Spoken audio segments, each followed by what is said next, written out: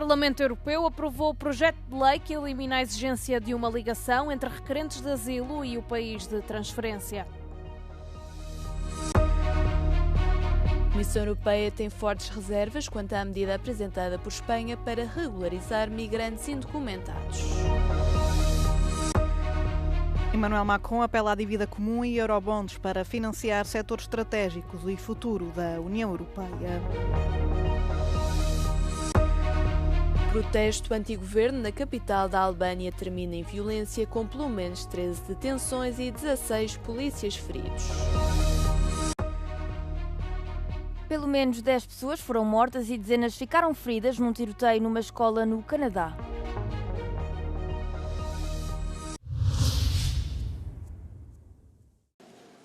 Os Estados-membros da União Europeia poderão enviar requerentes de asilo para países com os quais não têm qualquer ligação, tal como o Reino Unido tentou fazer com o Ruanda no passado. A alteração legislativa foi aprovada na terça-feira no Parlamento Europeu com 396 votos a favor, 226 contra e 30 abstenções. A mudança no conceito de país terceiro seguro abre caminho a acordos entre os Estados-membros da União Europeia e governos estrangeiros que receberiam dinheiro por aceitarem migrantes da Europa.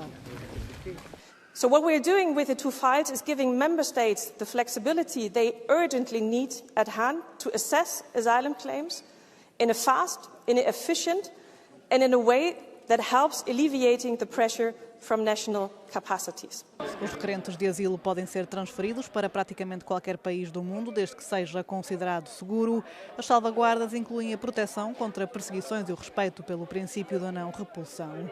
Os sociais-democratas, liberais e os verdes opuseram-se à alteração legislativa. Non siete riusciti ad alzare muri, ma avete fatto di peggio. State usando le leggi come un muro. Oggi votate per distruggere il diritto di asilo in Europa. A disposição não será aplicada a menores não acompanhados, cujos pedidos de asilo continuarão a ter de ser avaliados nos países europeus. A Comissão Europeia tem fortes reservas quanto à concessão de estatuto legal a 500 mil de migrantes irregulares por parte de Espanha, de acordo com fontes consultadas pela Euronews. 3 funcionários da União revelaram estar preocupados com o facto dos planos de Madrid poderem entrar em conflito com a atual política de imigração do Bloco. A decisão foi anunciada pelo primeiro-ministro Pedro Sánchez no final de janeiro e afeta as pessoas que entraram no país antes de 31 de dezembro. Os migrantes devem ter residido em Espanha durante pelo menos 5 meses ou ter solicitado asilo antes do final de 2025 para serem elegíveis. O novo decreto concederá aos beneficiários autorizações de residência de 1 ano e o direito de trabalhar em qualquer setor, em qualquer parte do país. Os funcionários europeus contactados disseram que a medida não está em conformidade com a posição da Comissão e corre o risco de enviar uma mensagem errada aos migrantes irregulares. Após o anúncio de Madrid, o Comissário Europeu para a Migração, Magnus Brunner, referiu que este é um assunto da responsabilidade nacional. O presidente francês apelou a uma capacidade de endividamento comum da União Europeia e à emissão de eurobonds para financiar tecnologias verdes, defesa e segurança, alegando que a Europa deve investir no seu futuro. Sem investimento, Emmanuel Macron alertou que o continente corre o risco de ser ultrapassado pelos Estados Unidos e pela China. O presidente francês diz que o bloco está numa situação de subendividamento em comparação com estes países.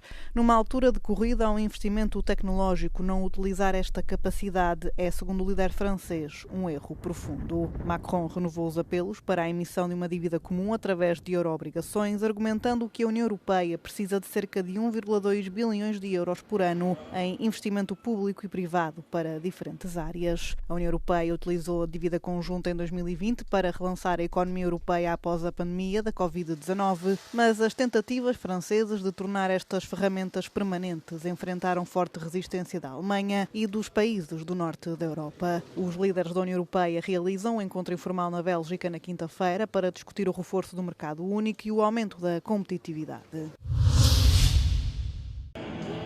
Uma manifestação anti-governo em Tirana, capital da Albânia, terminou em violência.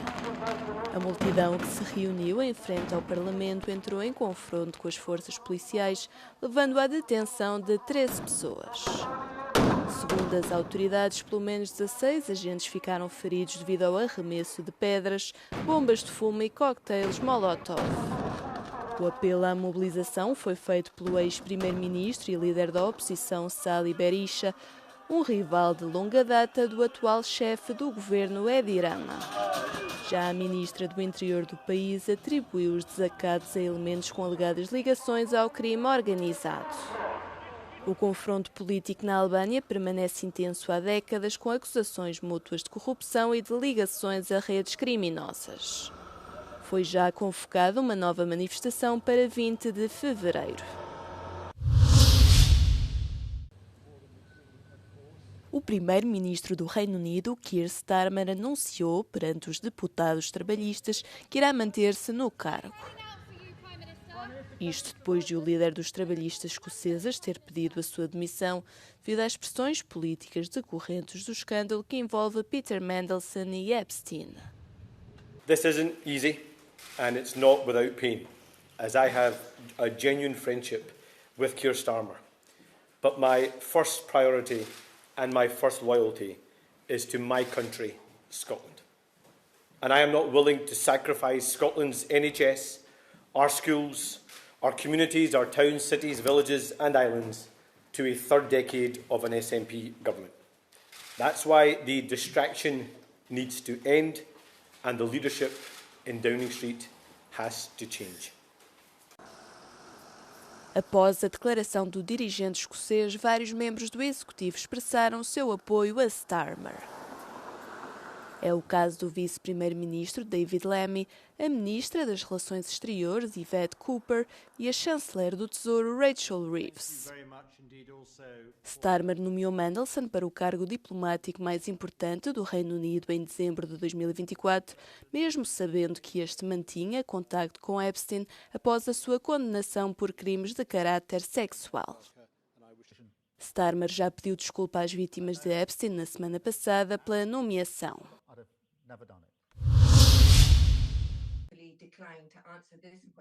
Ghislaine Maxwell rejeitou responder às perguntas dos deputados da Câmara dos Representantes dos Estados Unidos na segunda-feira.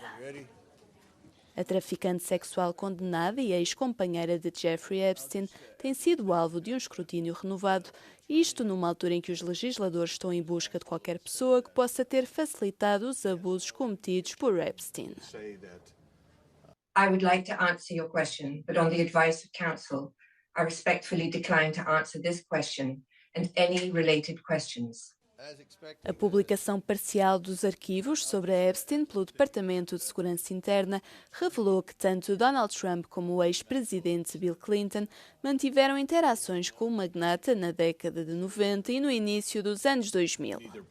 O advogado de Maxwell afirmou que se Trump suspendesse a sua pena de prisão, a condenada estaria disposta a testemunhar e a confirmar que nenhum deles cometeu atos ilícitos. Entretanto, tanto democratas como republicanos opuseram-se à possibilidade de um recurso. Quando questionada na segunda-feira sobre o pedido de Maxwell, a Casa Branca citou comentários anteriores do presidente que indicavam que a possibilidade de um perdão não estava em cima da mesa. Maxwell está atualmente a cumprir uma pena de 20 anos de prisão no Texas. Pelo menos 10 pessoas foram mortas num tiroteio numa escola na província mais ocidental do Canadá, Colômbia Britânica, na madrugada de quarta-feira. A polícia afirma que mais de 2 dezenas de outras pessoas ficaram feridas, tendo 2 destas sido transportadas de helicópteros para o hospital para receberem cuidados urgentes. 2 pessoas foram encontradas mortas numa casa próxima à escola, com as autoridades a acreditarem que existe relação ao ataque. A polícia afirma que o atirador foi identificado como uma suspeita do sexo feminino, mas não divulgou o seu nome. A investigação ainda está a decorrer enquanto a polícia procura identificar os motivos por trás do tiroteio, bem como compreender se alguma das vítimas tem uma ligação com a suspeita. As autoridades afirmam que a atiradora também foi encontrada morta no local, aparentemente devido a um ferimento auto-infligido.